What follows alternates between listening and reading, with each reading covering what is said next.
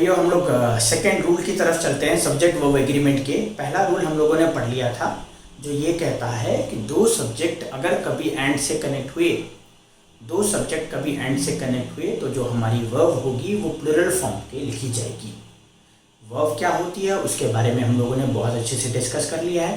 Plural form क्या होता है उस वर्ब का उसके बारे में भी बहुत अच्छे से डिस्कस कर लिया है। हेल्पिंग वर्ब, मेन वर्ब कैसे पहचाने, क्या क्या होती हैं वो भी हम लोगों ने डिस्कस कर लिया है।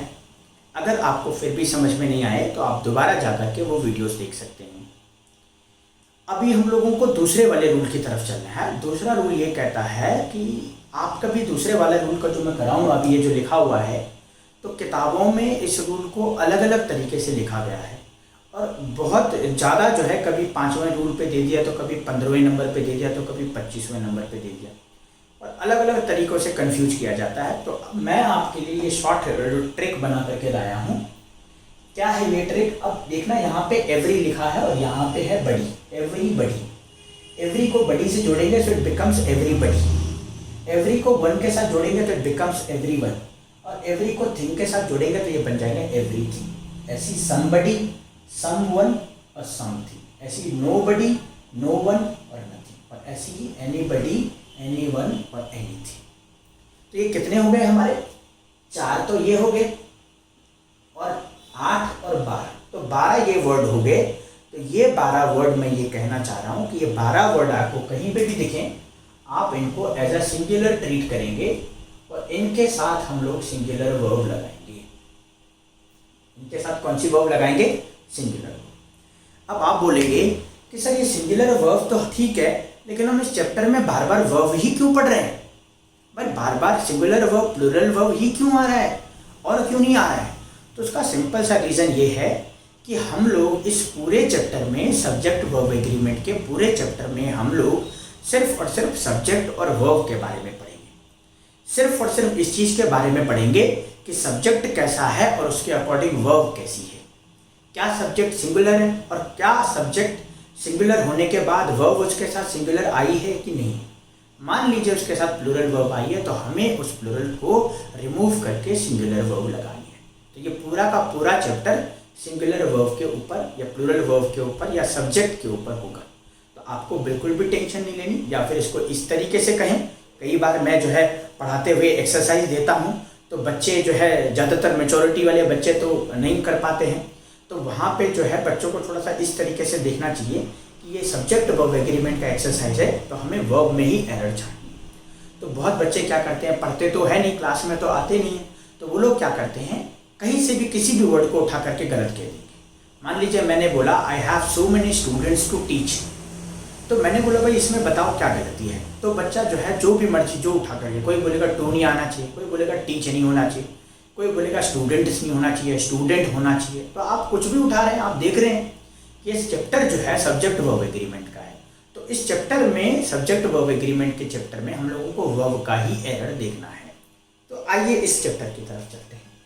तो अब आप देखना एवरीबडी, एवरीवन और एवरीथिंग, समबडी, समवन और समथिंग, नोबडी, नो वन और नथिंग, एनीबडी, एनीवन और एनीथिंग।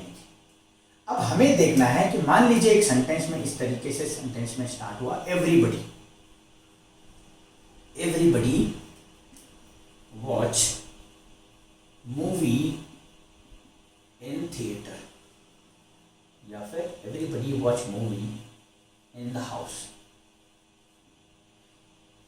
अब आप देखना ये एवरीबडी की जो बात हुई है, अगर लॉजिक की बात करें तो ये प्लूरल ट्रीट किया जाएगा। अगर लॉजिक की बात करें, लॉजिक की बात करेंगे तो प्लूरल कैसे ट्रीट किया जाएगा?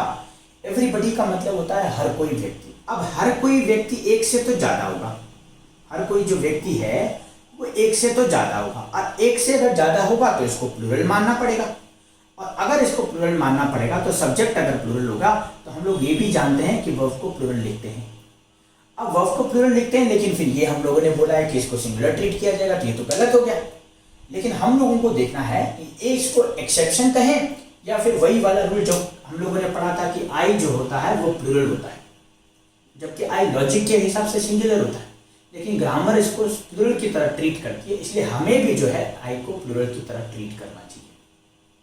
अच्छा कैसे करना चाहिए उसके ऊपर हम लोग चलेंगे।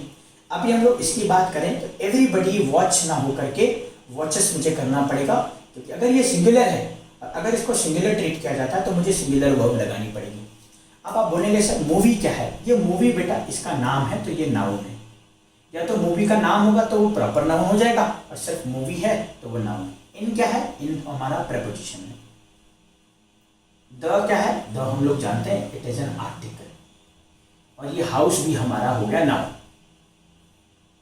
हाउस हो गया हमारा नाउन। तो everybody watches movie in the house. एक और आपने फेमस कोट सुना होगा, nothing is impossible, nothing is impossible in this world. शायद आपने सुना हो, और नहीं सुना होगा तो अभी अभी तो सुन ही लिया जो मैंने कहा, इन दिस वर्ल्ड। अब आप देखना नथिंग का मतलब, या फिर आप इसको नथिंग के ना लेकर के इसको एवरीथिंग ले लीजिए, एवरीथिंग वेरीफाई करने के लिए। अब एवरीथिंग में तो हर एक चीज होगी, हर एक चीज पॉसिबल है, हर एक चीज पॉसिबल है इस वर्ल्ड में। अब हर एक चीज पॉसिबल तो हर एक चीज एक से तो ज्यादा है, और अगर एक से ज्यादा है तो इसकी जगह पे हमें आर लगाना पड़ेगा, क्योंकि प्लूरल तो आर होता है, इस तो सिंगुलर होता है। अब इसके हिसाब से तो आर सही है, लेकिन ये जो रूल हम लोगों ने पढ़ा है इसके हिसाब से इज हो जाएगा। और अगर इज होगा तो इसीलिए आपने सुना होगा everything is possible in this world. क्यों सुना? क्योंकि ये हमेशा सिंगुलर होता है, इसलिए हमें सिंगुलर लेना है। एक और जो मैंने अभी लिया था, nothing is impossible in this world, ये इसको भी देख लेते हैं। Nothing is impossible in this world. अब आप देखना ये नथिंग जो है, नथिंग का मतलब कुछ भी ऐसा नहीं है। अच्छा, कुछ भी ऐसा नहीं है जो इम्पॉसिबल है, इसका मतलब सारी चीजें पॉसिबल है। और सारी चीजों में तो भाई बहुत सारी चीजें आ गई, और बहुत सारी चीजें हैं तो आ रहना चाहिए, लेकिन नहीं, इस रूल के हिसाब से ये जो रूल है ये गलत हो जाएगा। तो हमें क्या करना पड़ेगा, इन सब के साथ जहां पे भी एवरीबडी दिखाई दे, जहां पे समबडी दिखाई दे, जहां पे एवरीथिंग दिखाई दे, हम उसके साथ सिंगुलर वर्ब लगाएंगे, सिंगुलर, सिर्फ और सिर्फ। तो ये दो रूल हम लोगों ने कर दिए। एक और चीज मैं डिस्कस करना चाहता हूँ, यहाँ पे मेन वर्ब का कंसेप्ट डिस्कस करना चाहता हूँ। क्या है मेन वर्ब? आइए देखते हैं।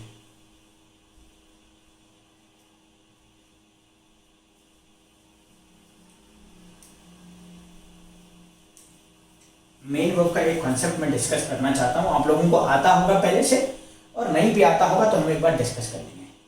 होता क्या है, कोई भी जब नाउन रहता है, कोई भी नाउन, उसके साथ जब एस और ई एस लगाते हैं, एस और ई एस मतलब जो भी सुटेबल, तो एस और ई एस जब लगाते हैं तो ये बन जाता है प्लूरल नाउन। और कोई भी वर्ब हो, अच्छा वर्ब मतलब मेन वर्ब की बात करें,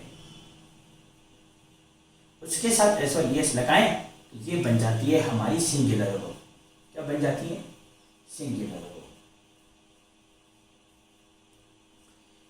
नाउन के साथ एस और ई एस लगाएंगे तो बन जाएगा प्लूरल नाउन, वर्ब के साथ एस और ई एस लगाएंगे तो सिंगुलर वर्ब बन जाएगा। अब इसका मैं एक एग्जांपल देता हूं आपको। एग्जांपल कैसे? एक चीज पहले ये समझ लें कि ये प्लूरल और सिंगुलर अपोजिट हो गए, ये प्लूरल तो ये अपोजिट सिंगुलर। अच्छा, एस और ई एस दोनों के साथ लग रहा था, लेकिन डिफरेंस क्या है? नाउन और वर्ब के साथ। इसका मतलब हम लोग एक और चीज समझ सकते हैं कि कोई भी वर्ड, मान लीजिए कोई भी वर्ड है, मान लीजिए यहाँ पे मैंने लिखा टीचर्स, या मैंने लिखा स्टूडेंट्स, या मैंने लिखा राइट्स, या मैंने लिखा स्पीक्स। अब आप देखना बेटा, इन सब वर्ड के साथ एस और ई एस लगा है, एस और ई एस, एस और या तो एस लगा है या ई एस। अब इन सब के साथ एस और ई एस लगा है तो ये दो चीजें हो सकती है, या तो नाउन या तो वर्ब, क्योंकि यही हम लोगों ने देखा। अब अगर ये नाउन है तो नाउन के साथ एस और ई एस लग करके क्या बन रहा है? Plural noun. और अगर ये वर्ड वर्ब है, मान लीजिए ये सेम वर्ड वर्ब है, तो ये बन गई सिंगुलर वर्ब। अब हम लोग कैसे पहचानेंगे कि ये नाउन है कि वर्ब है? ये तो हमें पता चल गया कि भाई कोई भी वर्ड एस और ई एस के साथ आता है तो नाउन और वर्ब होगा, और अगर नाउन हुआ तो प्लूरल होगा, और वर्ब हुआ तो सिंगुलर होगा। अब मुझे ये कैसे पता चलेगा कि भाई ये नाउन है कि वर्ब? तो नाउन को पता करने के लिए मैंने कहा है कि उसका नेम होना चाहिए, कोई भी, या नेमिंग वर्ड होना चाहिए।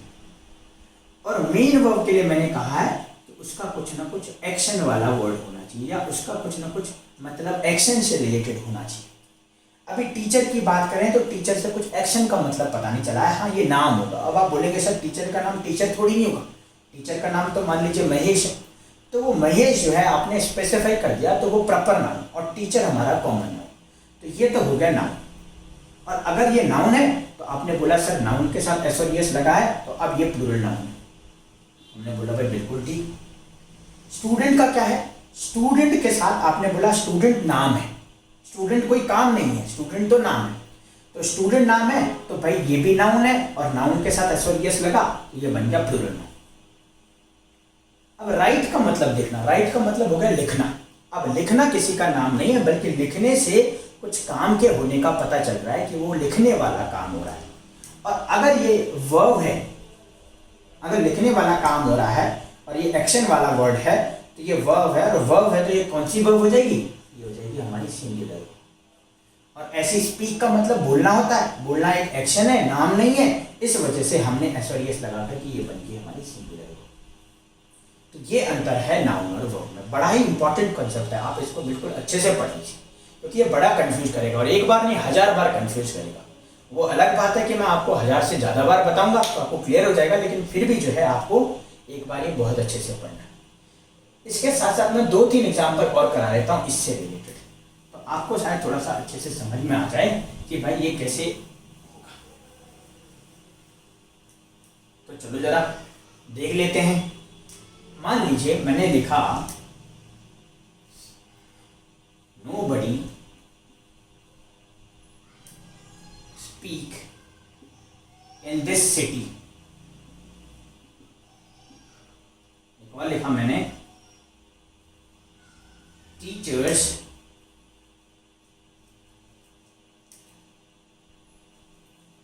Launch a programme. Teachers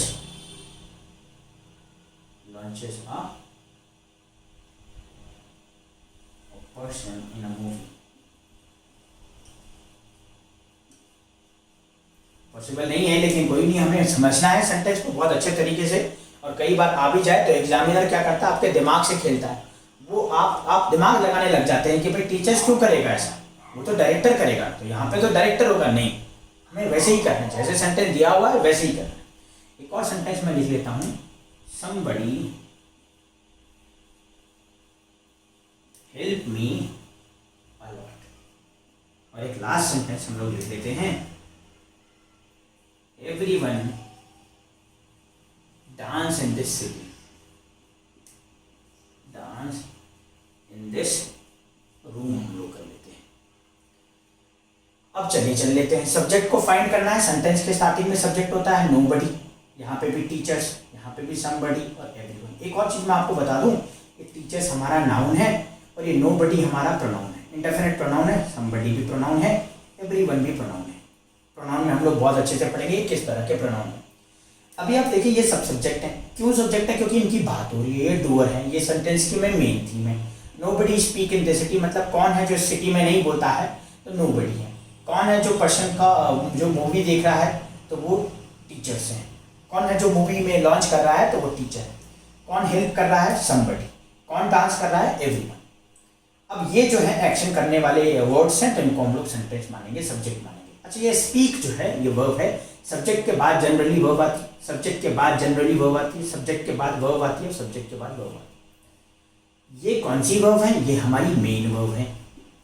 क्यों मेन वर्ब है, कैसे पता चला, ऐसे पता चला कि आपने देखा भाई ये मेन वर्ब जो है ये एक्शन वाले वर्ड है। या फिर आप इसको इस तरीके से भी देख सकते हैं कि हेल्पिंग वर्ब तो is, am, are, was, were, has, have थी। अब ये तो ये नहीं है, तो अगर ये नहीं है तो ये मेन वर्ब होगी। और ये मेन वर्ब है तो विदाउट एस और एस ये प्लूरल होंगी, और एस और एस लगा करके सिंगुलर माना जाता है। अब नोबडी, टीचर्स, समबडी, एवरीवन वो इसके अंतर्गत आ रहे हैं, इन सब में है। अगर इन सब में इनको सिंगुलर ट्रीट किया जाएगा, और अगर सिंगुलर ट्रीट किया जाएगा तो सबके साथ हमें एस और एस लगाना है। तो क्या बन जाएगा, स्पीक का बन जाएगा स्पीक्स, लॉन्च का बन जाएगा लॉन्चेस, हेल्प का बन जाएगा हेल्प्स, और डांस का बन जाएगा dances.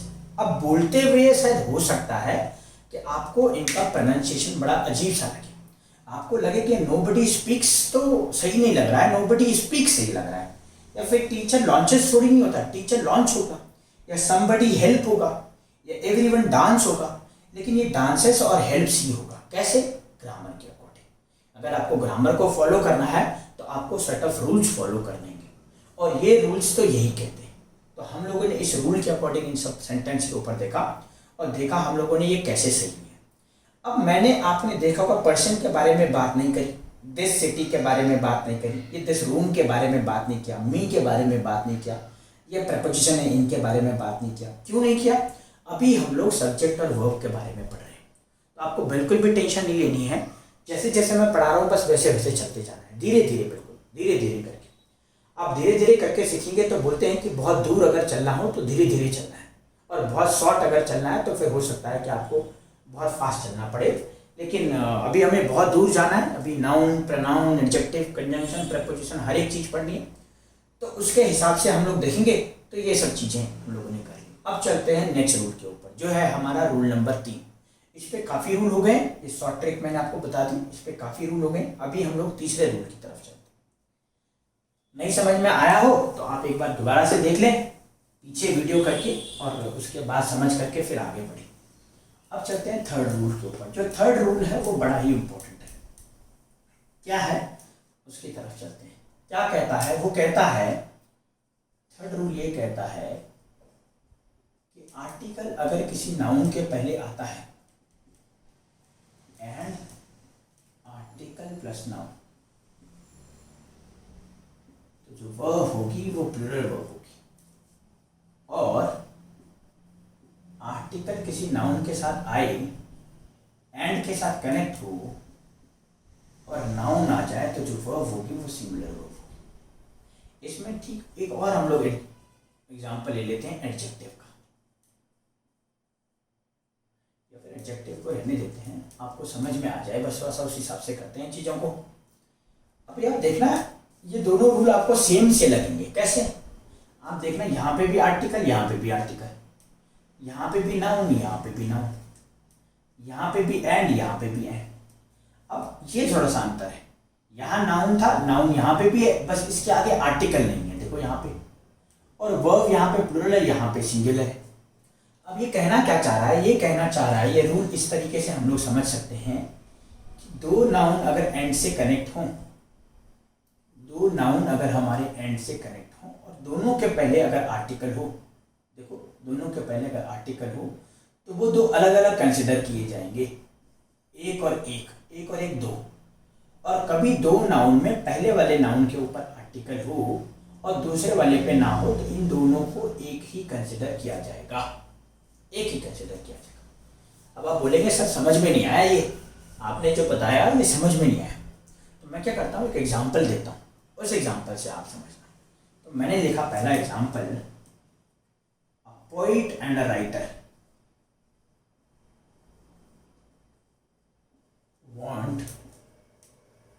wants to come।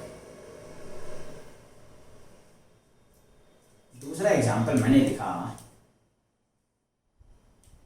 Same example, a poet and writer wants to come।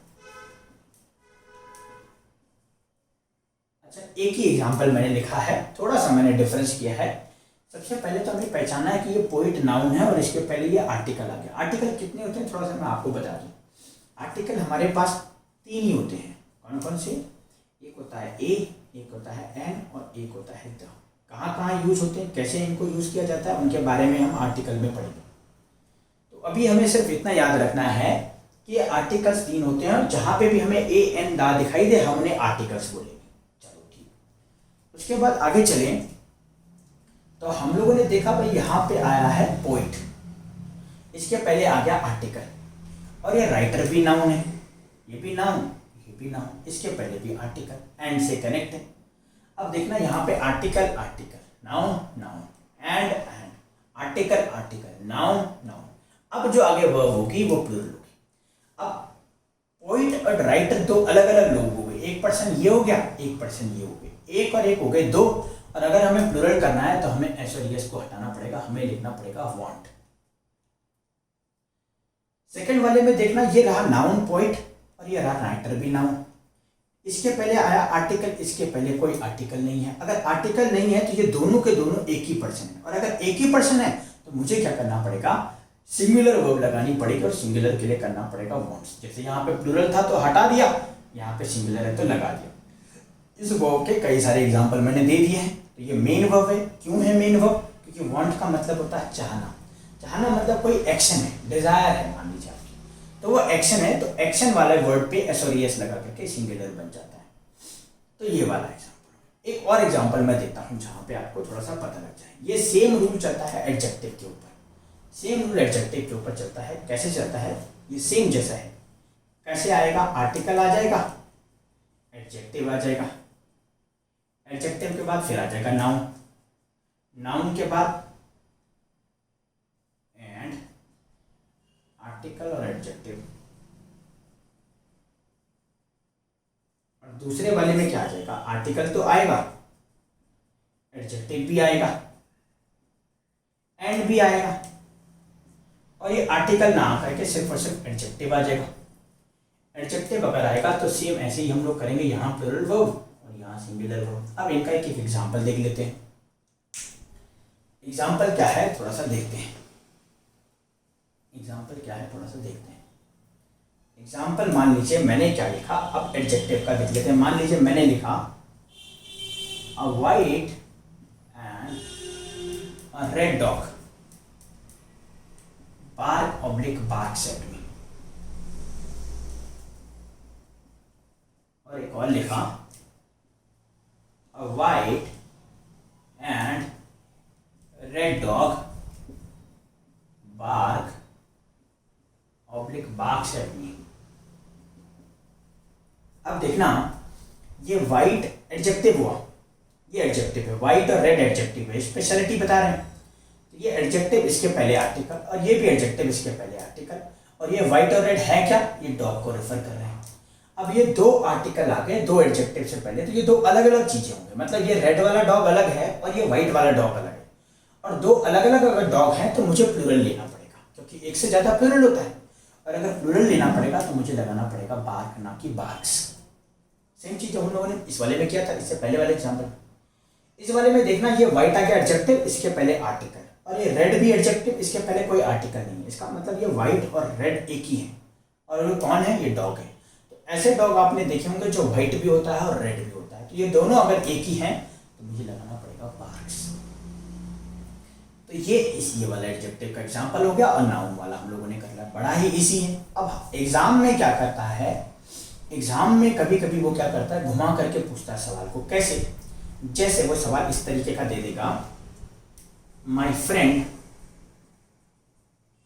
My best friend कर लेते हैं हम लोग, my best friend is a writer and a guide.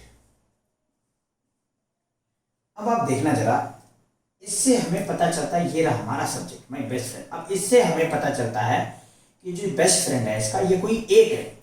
अब आप बोलेंगे सर आपको कैसे पता? देखो ये फ्रेंड लगा हुआ है। अच्छा, मैं मान लीजिए माई बेस्ट फ्रेंड्स कर लेता, तो यहाँ पे भी आर करना पड़ता।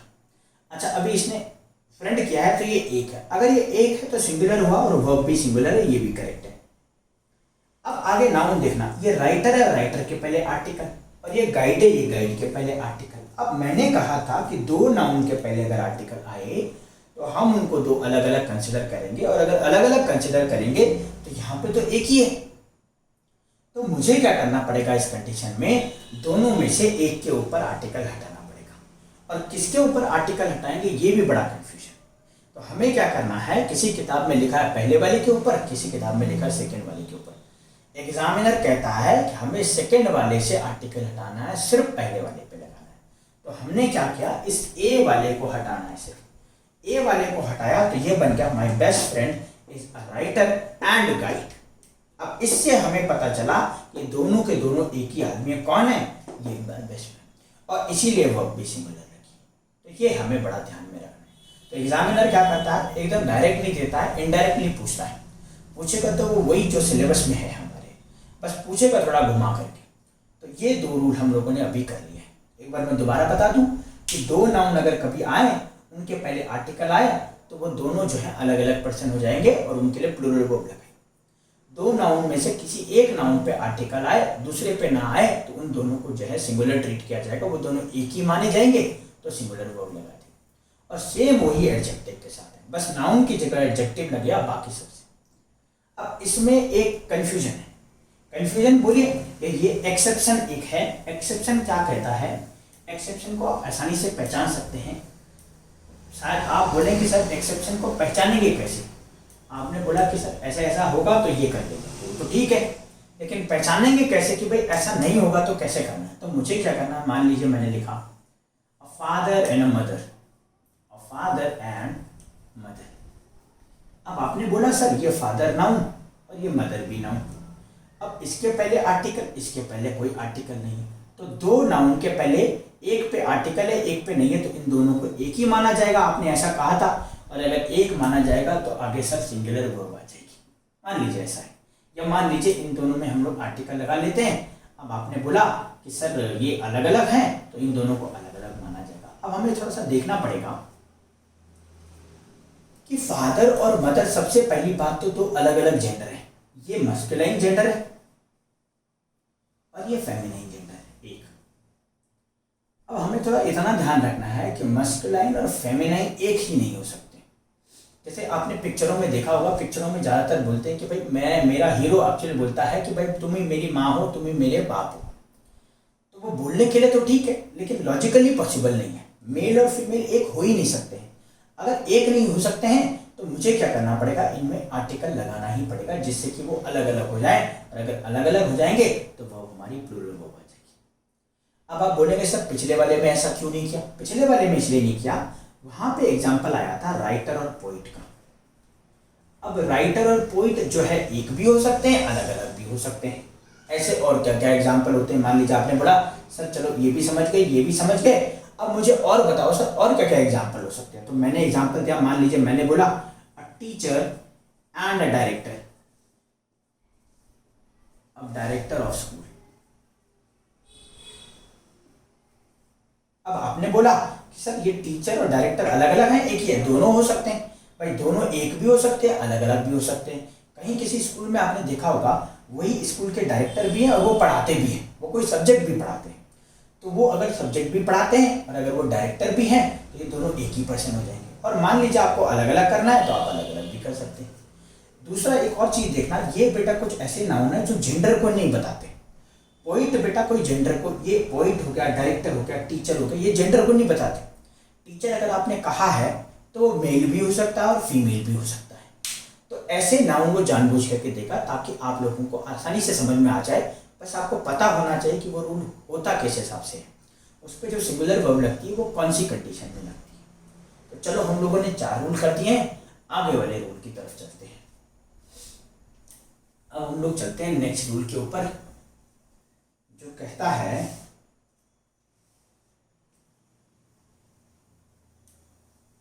बहुत सारे रूल हो गए हैं।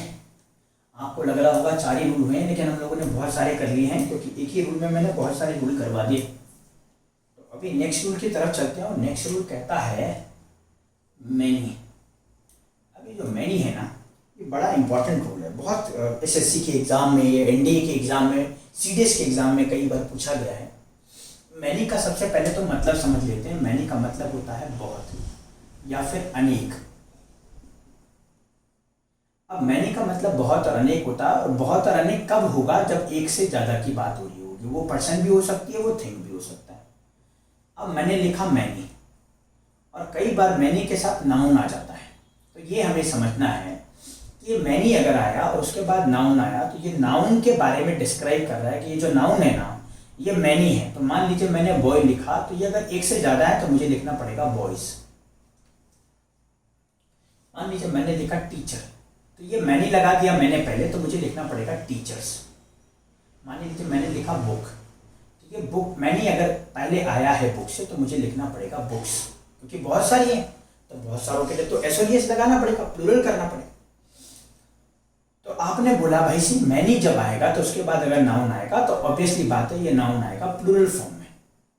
मैं किताब के हिसाब से नहीं, अपने एक्सपीरियंस के हिसाब से पढ़ा रहा हूँ। तो किताब में तो लिखा हुआ होगा तो इसलिए अभी हम लोग उसको सिद्ध कर रहे हैं। हर एक चीज़ हमने सिद्ध करी, हर एक चीज़ हम लोग प्रूफ लगा करके चल रहे हैं कि भाई ये हो रहा है, ये इसलिए हो रहा है। तो मैनी के बाद नाउन आएगा तो वो प्लूरल फॉर्म में आएगा। अब अगर मैनी के बाद नाउन प्लूरल फॉर्म में आया और मान लीजिए वो मैनी बॉयज़ के बारे में बात हो रही है, टीचर्स के बारे में बात हो रही है, या फिर बुक्स के बारे में बात हो रही है, तो जो वर्ब होगी वो हमेशा प्लूरल कंसिडर की जाएगी।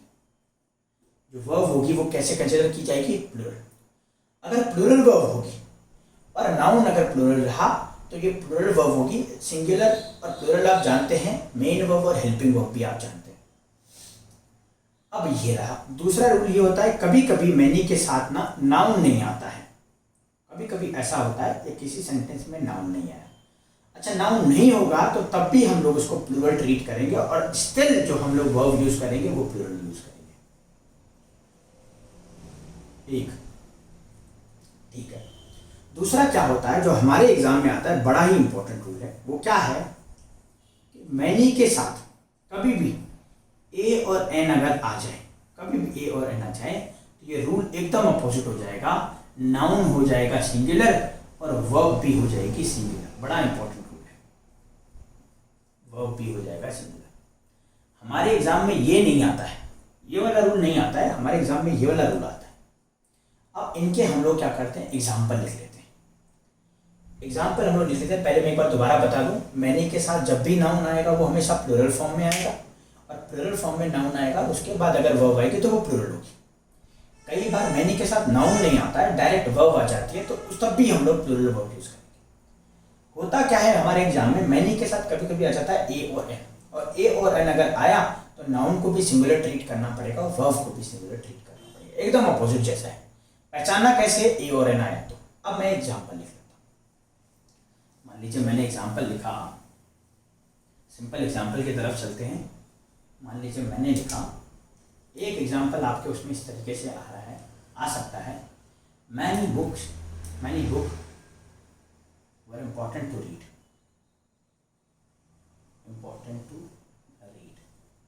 मान लीजिए कैसा है।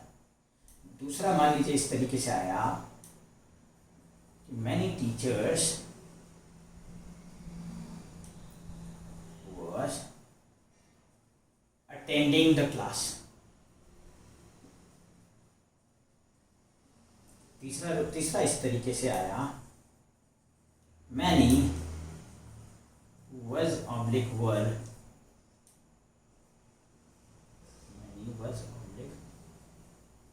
were my enemy in this town। और लास्ट वाला मैंने दे दिया, बड़ा ही इंपॉर्टेंट, सबसे इंपॉर्टेंट यही है, मैनी स्टूडेंट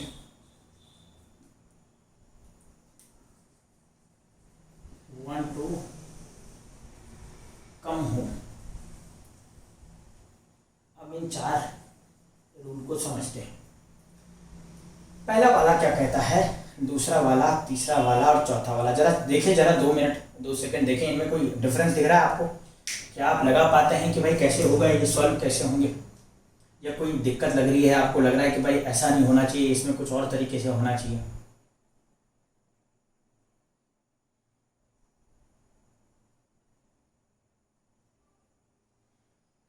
चलिए समझते हैं।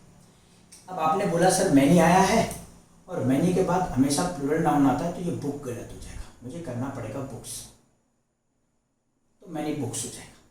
अच्छा, फिर आपने एक और चीज़ देखी, भाई मान लीजिए यहाँ पे बुक्स है तो क्या है, यहाँ पे वर्ब प्लूरल आई है, ये बिल्कुल प्लूरल वर्ब है, ये हेल्पिंग वर्ब है, ये प्लूरल फॉर्म में आई है वर्ब। इसका सिंगुलर क्या होता है? वॉज। तो ये करेक्ट है सेंटेंस। अभी हम लोग वर्ब और सब्जेक्ट देख रहे हैं बस। सेकंड वाले की तरफ चलिए, मैनी आया है और टीचर्स आया हुआ है।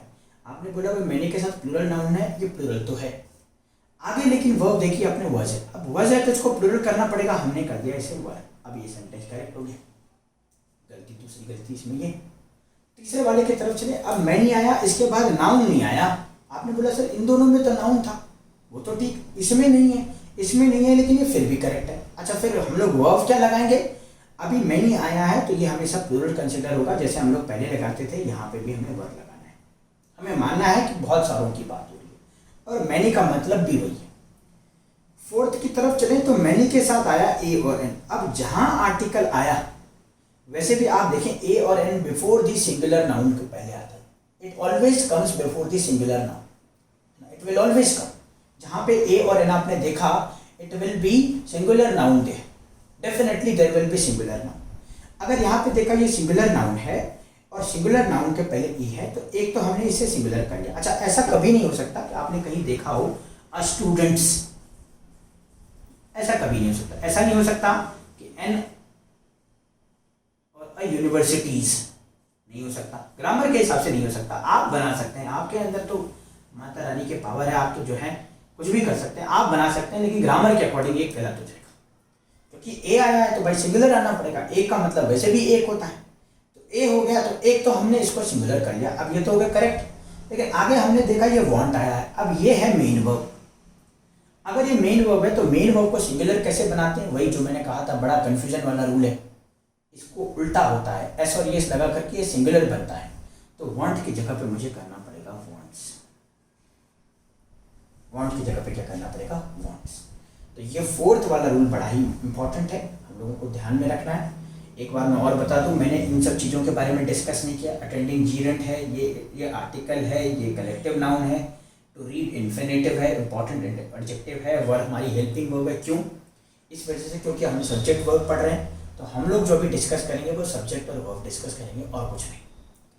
तो चलिए बच्चों, हम लोगों ने इतना पढ़ लिया, तो आई होप कि आप लोगों को हेल्प मिल रही होगी। मैं सिर्फ और सिर्फ आप लोगों की हेल्प के लिए ही ये वीडियो बना रहा हूँ, ताकि बच्चों को जो है, बहुत बच्चे ऐसे होते हैं जो बहुत बड़ी सिटी से आते हैं, खास करके बिहार, मध्य प्रदेश, यूपी में जो है वो लोग सोचते हैं कि देहरादून जा करके हमें सक्सेस मिल जाएगी, देहरादून जाएंगे तो हम डिफेंस में सेलेक्ट हो जाएंगे। लेकिन आपको एक चीज़ सोचनी पड़ेगी कि देहरादून आने के लिए आपको बहुत सारा खर्चा करना पड़ेगा, और उनमें कुछ स्टूडेंट्स ऐसे भी होते हैं जो नहीं आ पाते हैं, किसी वजह से नहीं आ पाते हैं, घर पे सिचुएशन कुछ ऐसी हो जाती है, फाइनेंशियली बहुत वीक है, तो नहीं आ जाते हैं। तो मैंने सोचा क्यों ना मैं एक ऐसा करता हूँ कि मैं देहरादून में हूँ, मैं देहरादून के डिफेंस एकेडमी में पढ़ा रहा हूँ, मैं वहाँ पे पढ़ा रहा हूँ जहाँ पे बच्चों की फीस 3 लाख, 3.5 लाख, 4 लाख तक फीस है, सिर्फ और सिर्फ पढ़ाई की। इतना मुझे लगता है कि इतना वर्थ नहीं है। अगर वही मैटर हम उनको फ्री में दे दें, आप घर पे पढ़ें, बिल्कुल अच्छे से पढ़ें, तो आपको जो है यहाँ आने की ज़रूरत नहीं है। तो इंग्लिश जो है, इंग्लिश का सेक्शन मैं आपको बहुत अच्छे से कर दूंगा। बस सिर्फ और सिर्फ आपको क्या करना है, धैर्य रखना है। पेशेंस एक बहुत बड़ी चीज़ है, सिर्फ पढ़ाई में नहीं, हर एक चीज़ में पेशेंस बहुत बड़ी चीज़ है। आप शादी करेंगे, बड़ी बड़ी नौकरियों में काम करेंगे, बड़ी कंपनियों में जाएंगे, तो आप सोचेंगे कि आज ही सिलेक्शन मिल जाए, आज ही मैं मैनेजर बन जाऊँ, आज ही करोड़ों रुपये आ जाएँ। ये मैं भी सोच रहा हूँ कि आज ही मैं जो पढ़ा दूँ और आज ही जो है बच्चे सिलेक्शन ले लें मेरे पढ़ाने से। पॉसिबल नहीं है। मुझे क्या करना पड़ेगा, लगातार काम करना पड़ेगा, ठीक वैसे ही जैसे आप कर रहे हैं। आप एक एग्ज़ाम के लिए कर रहे हैं, मैं पढ़ाने के लिए ले रहा हूँ। तो आपको क्या करना है, धैर्य रखना है, बिल्कुल धीरे धीरे पढ़ना है। बिल्कुल भी आपको ज़रूरी नहीं कि आप कहीं जा कर के ही सिलेक्शन लेंगे, आप अपने घर पे बैठ करके भी अच्छे से पढ़ सकते हैं। तो आप उसको अच्छे से पढ़ें। मैं इसी तरीके से बहुत सारे लेक्चर बनाऊंगा। अभी नाउन आएगा, प्रोनाउन आएगा, एडजेक्टिव आएगा, बड़े उसमें बहुत सारे लेक्चर बनेंगे। लेकिन मैं चाहता हूँ कि जो है हर एक लेक्चर को बहुत कंप्लीट तरीके से पढ़ाया जाए। आपको कोई बुक ना उठानी पड़े, कोई भी बुक ना उठानी पड़े। आप कॉन्सेप्ट पढ़े यहाँ से, उसके बाद जाएँ घर पे सवाल लगाएं, बिल्कुल सही बनेंगे। नहीं बनेंगे तो आप बिल्कुल कमेंट में लिखना कि सर आपने जो कॉन्सेप्ट पढ़ाया था उससे रिलेटेड मैंने आज एक क्वेश्चन देखा, वो क्वेश्चन नहीं बन पाया मुझसे, मैं उसको आंसर ज़रूर करूँगा। तो आज के लिए बच्चों यहीं पे रखते हैं। Thank you so much video देखने के लिए। हम लोग आगे इसी तरीके से चलते रहेंगे। Thank you so much.